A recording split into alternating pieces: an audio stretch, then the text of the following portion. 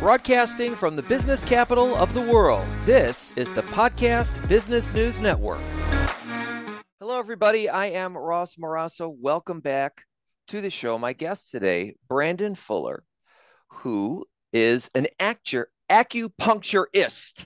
as I like to say it, out of Sarasota, Florida. And acupuncture is having a bit of a renaissance these days and over the past few years as alternative treatments have become more mainstream. We've been having a continuing conversation with Dr. Brandon.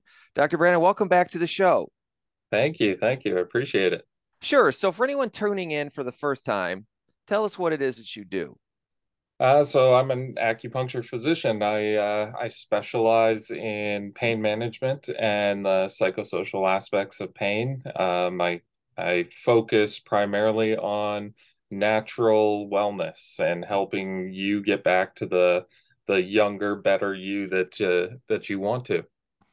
When you say psychosocial aspects, what does that mean?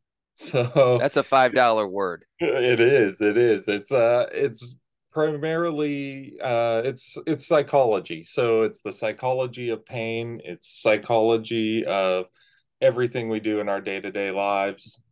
I help to get you back to being able to handle whatever it might be that you need to handle.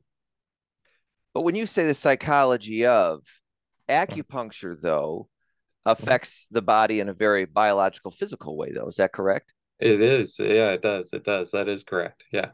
So you stick these micron needles in me, on my knee, but it's the Uh-huh. psychosocial part because is listed there because it is now communicating with the brain. Is that why you say that? That's correct. Yeah. So placing the needles in specific points will actually um, release different hormones throughout the body. So it sends signals to the brain saying, you've got to do something about this. The most common one that we have lots of research for is acupuncture increases endorphins, which is the feel-good hormone of the body, right? So you get the acupuncture needles in, your endorphins start flowing, you get up going, oh man, I feel fantastic. So, but does that mean then that there's parts of our body that get hurt or maybe more like less than optimal that our body then starts to ignore? Like, does that happen then to us? Um, I wouldn't say ignore. I'd say it tends to go, well, that needs some work, but I've got so much other stuff going on right now. We'll put a little bit of attention to it. Like we'll send blood flow down there, but we're not going to recall the troops type thing. We're just going to keep sending them. So that's when you get the swelling and the pain and the inflammation. And then they go, well, we've done everything we can because we've got to go to the grocery store and we've got to go over here. We've got to do that. We just don't have time to help this heal. So then we end up with that where like chronic pain can come That's in. exactly where chronic pain comes in. So think of it this way, right? When you hurt yourself initially, the nerves in let's say your knee send signals back to the brain saying, "Hey, there's something wrong here. We have pain, and we need you to fix this." And the brain goes, "All right, send the troops." And then after a little while, the the knee goes, "Hey, this isn't getting better," and the brain goes, "Okay, well we'll send a little bit more troops," and then eventually it's just this chronic, well, just send more troops. This seems to the more troops, I think, the better, right? It's the common thought process of people, the more the better, right? So brain goes, send more. All right, yeah, I can do that, but it's not fixing anything. It's just sending. And so we get that swelling, that pain, that inflammation that lasts months, years, decades, that sort of thing. So keeping this with like layman's terms, so I find this very fascinating. So, all right, I tweaked my knee and now my knee's swollen up, right? Mhm. So it's sending the troops, which in theory are designed to repair and heal. All right. But with all of that swelling, which is, it sounds like a more than our body can, like it's more troops than we know what to do with. So I was like, these troops then just sitting around doing nothing, or do they all start to just sit around doing nothing because of the swelling and nothing's happening? So what's going on in that overload phase? In that overload phase, they kind of are. They're kind of sitting there going, well, we've got too many troops, right? If you think of like a military base and you go, okay, this military base can hold 1,000 troops. Um, and then a war breaks out and you go, okay, we need more troops. So you send another 5,000, let's say.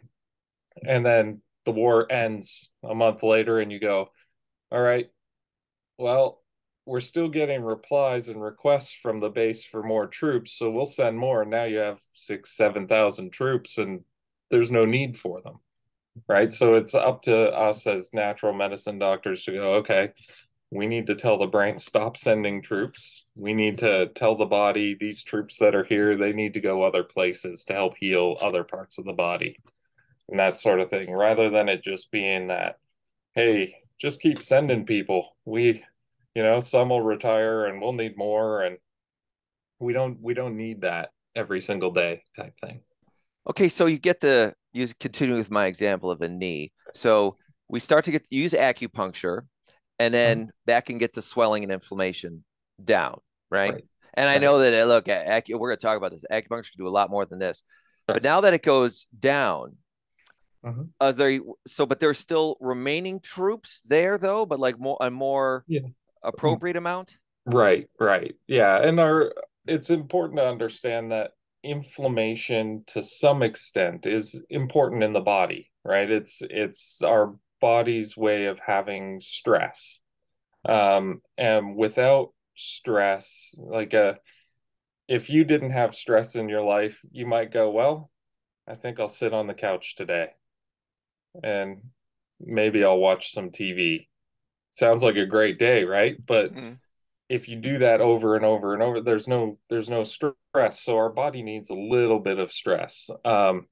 So you do leave there is a little bit of inflammation everywhere in our body, and that is normal. That's a normal physiological process. We need a little bit to keep us going and to keep moving. Um, so acupuncture just helps kind of guide. Another way I often like to put it is it's like keys on a keyboard, right? So you go, okay, I'm gonna I'm gonna type out a word. Let's say fatigue. I type out fatigue. Um, if I don't hit the correct keys, which aka correct acupuncture needles, we don't get the right word, right? So we want to hit the correct points, get the right flow moving throughout the body, help reduce the amount of stress, but also keep that little bit we need in there. Okay, and when our troops show up at a spot, Sure, do they know? So, like now, let's say is acupuncture, and we've got the inflammation on my knee here, my example knee under control. sure. Do they just what do they just throw up like a scanner to figure out what's wrong? How do they know that there's something there that's damaged to start working on? Or is So that just the miracle of the body? it's it is, and there is information about that, right? That it goes deep into biology. Every cell is pre-programmed, and it knows exactly what it's supposed to do. And so by us performing acupuncture, it's telling the body, hey, send these blood cells down here, whether they're white blood cells, whatever it might be, to come and fix this. Once they get there, they know exactly what to do. So we send in the cavalry. Cavalry goes, all right, guys, we don't need as many men. You guys get out of here. We need to repair this, start fixing that. It's almost like sending the general in to start giving the orders of what to do. Okay, got it. And thanks for using this in these sort of like just metaphorical terms. This is very complicated stuff. Absolutely. But for Yeah, somebody like me and maybe a lot of our listeners, would like we want to know what is actually happening. Why I should try sure. acupuncture as an idea. I actually right now have some problems with my foot, and my rehabilitation place is talking about sending me to some acupuncture. But and in that conversation, and I was reading online, since I might now also become a patient under the type of care you have, that Yeah. acupuncture is doing all kinds of things. The New York Times has an article saying acupuncture may ease indigestion and Uh-huh. bloating and things like that. So give us some of the more I'll say outlandish things that acupuncture can assist with besides just like obvious injuries. So it can assist with uh it's almost better to say what can't it help with. Things like nausea and vomiting from cancer treatments, IBS. We treat those two things are on a daily basis. Let me Headaches. pause you there for a second. Sure. So IBS, irritable bowel syndrome, Right. that's actually a common thing that Yeah, you use acupuncture for in your practice. absolutely. Yeah. Yeah, I usually treat probably 10 to 12 patients with IBS a week. Okay, so IBS for a lot of people is considered chronic, right? So if they come in and see you, forgetting how long it takes for it to start to kick in, and we know it's different for everybody, but like with Right. everything in the world, give it a couple of weeks or something. Sure. Although you're free to get more specific on that. If someone comes in for that, is acupuncture in essence curing IBS, or does it become a more just a less invasive? It's basically non-invasive. So we'll also remind everybody how big these needles are, Sure. or is this something that becomes ongoing? But they can just do this instead of anything else. So explain to me like what happens and like why someone should choose acupuncture for something like an IBS. Sure. So because it's non-invasive and it's natural, there's very little chance for like somebody who takes a drug for IBS, right? They take a drug for 5, 6, 7 years, and then all of a sudden the drug's not working the way it used to. With acupuncture, it doesn't operate like that. So you don't just get acupuncture in the same points over and over and over again, and then your body goes, yeah, that doesn't work anymore. It, it it goes, okay, I know I need to keep fixing, keep working on this. So it's this non-invasive, right? The filiform needles. So the use of these cat whisker-like thickness of a needle placed all over the body helps to reduce that inflammation in the bowels. Patients then can come once, twice a week, and eventually I have some patients that come once every couple of months, once a year, just to get a tune-up for their IBS. They go, listen, I ate something I shouldn't have for like 4 days in a row, and now I'm gonna pay. I can feel it. It's coming. Can we do something about that? Absolutely. We put a couple of needles in. I don't see them for another year.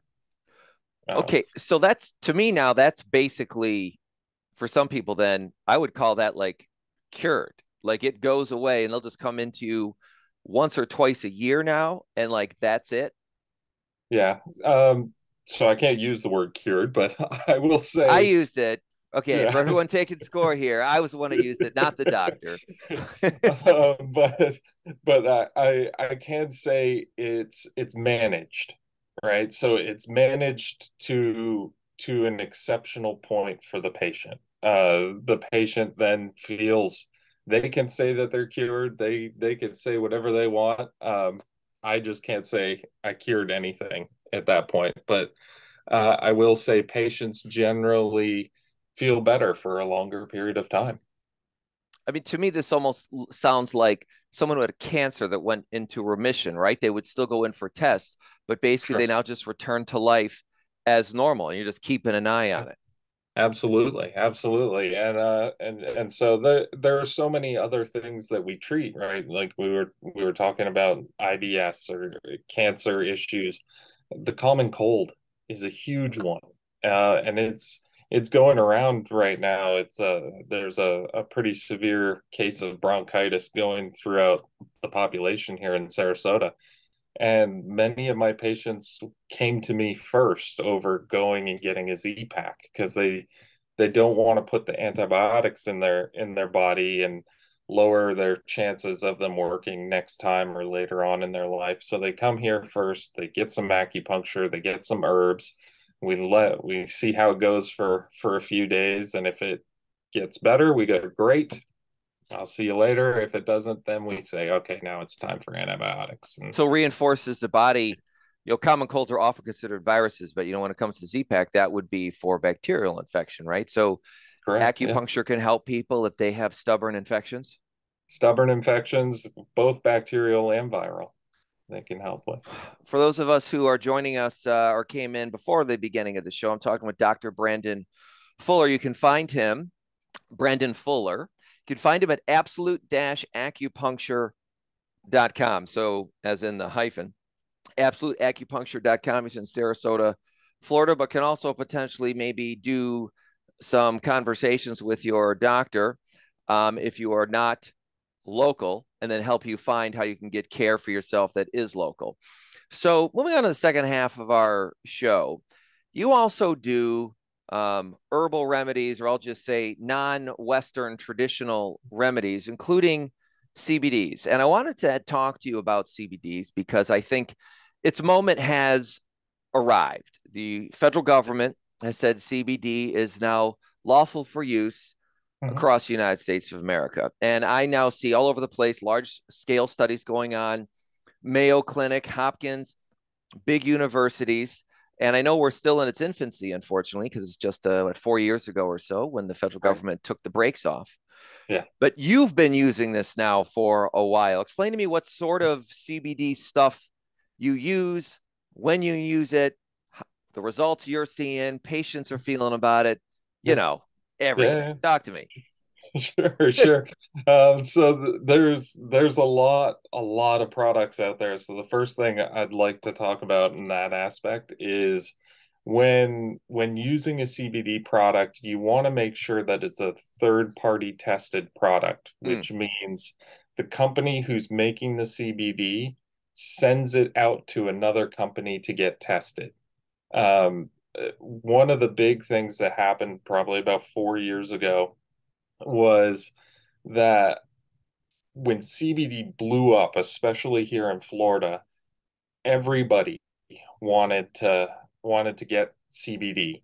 So they started going and finding it in gas stations and finding it in their local little mini marts and things of that nature. And some individuals actually got really ill from it. So one of the big things is if you plan on using CBD, make sure it's a third party tested supplier. okay. Um, you can find them. Generally, they tend to be a little bit more expensive, right? Because they're sending out for further testing. Right. But you can usually ask the company that you're buying from, is this third party tested? And if they say absolutely, here they'll email it to you, they'll send it to you, they'll say here's the company that tested it. It shows the whole report. They have no problem with that. Um, the products I use are all third party tested, and I actually tend to use more topicals in my practice rather than using an oral supplement. So the topical goes into a cream base, and I also add Chinese herbs into it that have been shown to help with pain, help with rejuvenating the body, dealing with different issues. And it's a nice light cream. It moisturizes well. Patients say, "Oh man, my skin looks healthier. My dermatologist loves how well my skin looks. Bruises tend to heal a lot faster." So people are Uh, putting this on their face then? Some in and some sometimes. instances, they'll put it on their face. So most of the time, especially in the older population, they tend to bump into things, and so they'll have bruises on their arms. So they'll put it on their arms. I have some patients that buy it because it helps with the arthritis in their hands. Mm-hmm. So they'll put it on their hands, and they find their hands get softer. It's very much up to the person and where they want to put it on their body, and it works very, very well. So when you say their skin is looking better, is it just in the general region of where they're using the cream? Right, yeah. Yeah, definitely where they're using the cream. And there's many different factors involved with it. There's some research out there showing that CBD actually does help skin health. But daily moisturizing of the skin actually really helps with skin health as well. So I use an all natural shea butter, which helps to really moisturize the skin and keep that moisture locked in and helps give you that youthful look. But this shea butter is CBD infused. It is, yes. Okay, now people don't necessarily come to you because they're just looking for the more youthful glow of our skin. That just caught my attention. That just sounds like it's a beneficial side effect. So if you're Yeah. using acupuncture, you could use that as a supplement, and sometimes are you just using it with your patients instead of acupuncture, depending on what their issue is? More often than not, I use it at the end of their treatments. Both. So they'll get the acupuncture, and then if they do have some pain, I have my bottle that I use here in the office for patients, kind of like a sampler. So they'll come in, they'll get their treatment. I'll put a little bit of the cream on their knee, and then they start noticing, oh, hey, my pain's gone, or oh, wow, the skin in that area where that cream is being put on looks really good compared to everywhere else. Can I get some of that? I want to put that on my body. And that's kind of how it goes. It's kind of that effect of, hey, it looks good. I want to buy some more. Okay, so acupuncture is doing things that medication can't do. And Sure. then you're now complementing that with the CBD um, lotions or creams. Right. What is it you think that the CBD is doing around points of injury? Um, that's that's a good, Let me ask this in another way. yeah. Do you think that because I know with acupuncture, you've said it's not masking pain, right? It's reducing Right. inflammation. There's a biological benefit there, which why the pain is going away. Sure. Does it with CBD, is it in that vein, or is a cover up, of pain, or both? Uh, Like, what do you think it's doing? I think, in my opinion, I would say there's a little of both. So, CBD has a lot of research on it and shows that it does have beneficial effects with pain. Now, depending on if it's that chronic pain, like fibromyalgia, something of that nature, the pain's going to come back. So, in that instance, it's a cover up. But CBD also does have that added benefit of reducing inflammation in the body. So we see, a topical might help reduce the pain, might help reduce inflammation a little bit at that time. Um, but it would need to be a continued use thing for a certain amount of time to till you get to that healing factor. Adding it in with the acupuncture just amplifies it and reduces the length of time that it takes for that healing process to happen. Now, are these CBD lotions or creams, or just with it in general? Is Mhm. it like you only would put that on under the supervision of a doctor like you, Dr. Brandon, there at the office? Or can we take this stuff home and use it like a You can, prescription? yeah, you can take it home just like a prescription, use it at home. More often than not, that's how we as doctors like to use that, rather than you coming in and then we put the cream on and then we send you out. Um, there's depending on what and how you're taking it, we might have pretty strict guidelines and instructions. So if you are taking it orally, there's probably a certain amount of drops we want you to take in a day period rather than, oh, just take dropperfuls till you don't feel any pain. We're going to go, no, let's start with 8 drops 3 times a day or something of that nature. With a cream and a topical, it's more what we call PRN, so as needed. So What you does put a little bit PRN of actually stand for? uh, as needed. Okay. Off the top of my head. So with the cream, you could put it on. It might absorb fairly quickly, and then you go, you know what? 2, 3 hours later, you're going, yeah, I could use a little more. That's okay. It's not going to cause any effects, whereas taking droppers and kind of higher doses might cause some side effects. Can I OD on this stuff?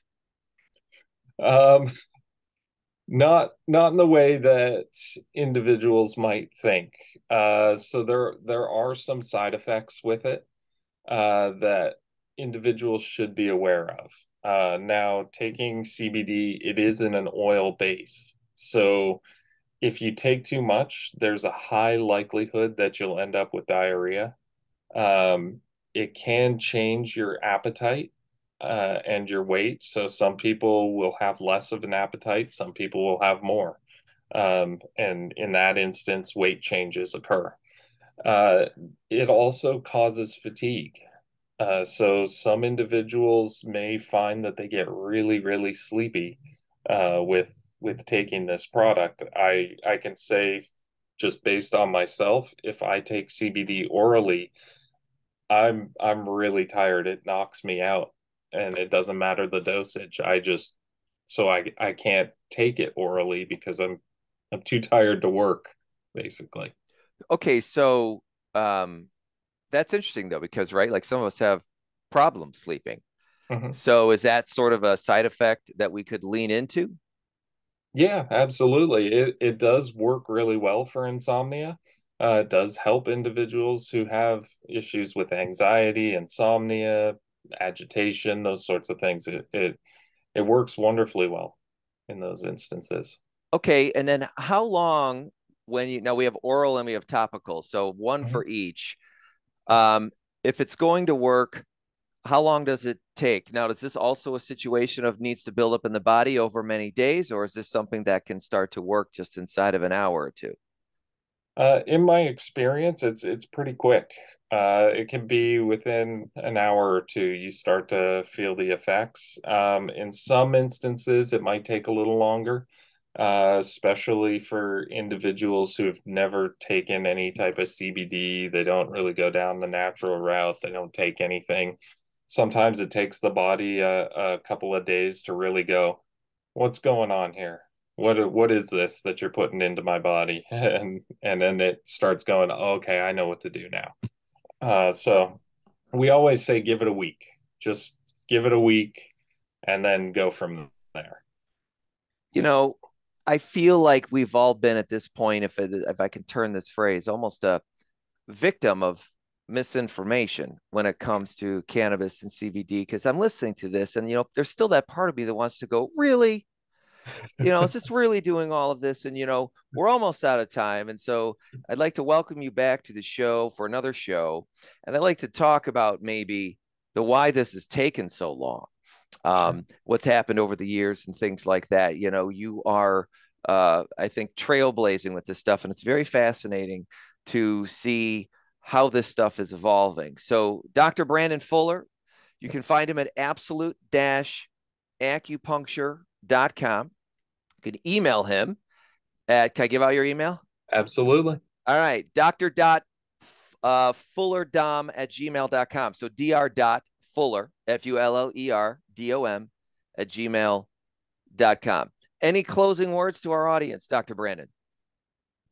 Just stay safe out there. It's with all the bugs that are going around, everybody's getting sick. So make sure you wash your hands and have a happy and healthy week. All right. Yeah, watch your step, everybody, or you're going to get to know Dr. Brandon Fuller a little bit better. Okay. Doctor, thank you very much. It was a pleasure as always. And to all Thank of you. you, thank you for joining us today. I'm Ross Morasso. Until next time. Hi, this is Dr. Brandon Fuller, CEO and founder of Absolute Acupuncture and Stress Relief.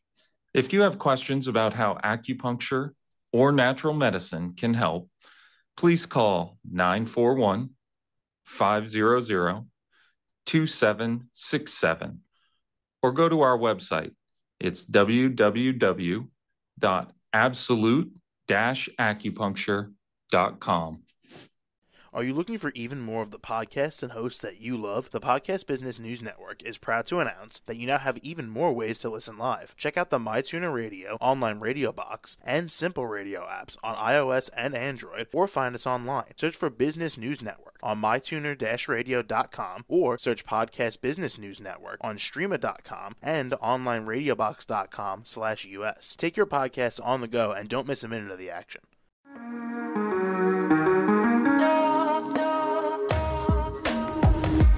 Broadcasting from the business capital of the world, this is the Podcast Business News Network.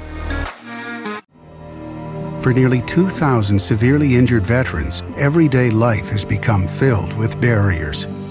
Day-to-day simple tasks can become pretty daunting. I have to carry my chair up 2 flights of steps or have somebody do it for me.